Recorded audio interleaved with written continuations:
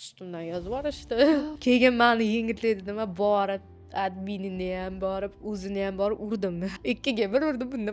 Bu avliyo. Chunki men ancha bosiqman, lekin oilamga tegadigan narsa bo'ladigan bo'lsa, menda chidolmayman. Meni xizmatkor qilib olib ketganlar ayollarga. Bo'lmasa o'zbekona oilaligini Instagramda odamlarni ko'rganda, sal kibrli bo'lishadi. voy men altamayman-u deb namoz o'qiyman-u deb shatta shu milliarderga deyishsa-yu, kartiye, hamma narsa bo'lsa. u kartiyeli aqling bor-u. Sen bunaqa eding deb SMS bir dunyo yuborardi. Karantindan keyin hamma bloger bo'lib ketdi. Bilimsizlikdan, ilmsizlikdan bo'ladi. Men sizlarga 1 million prosmotr qanaqa qilishni o'rgataman. Sizda bo'lsang, o'zingga Soxta ekspertlar.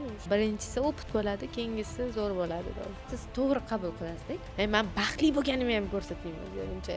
Men butun dunyodan eng zo'r mehribon ona biznesdagi onalar. Uyda o'tirgan ona уже to'yib ketadi bolasidan. Xafa bo'lmanglar.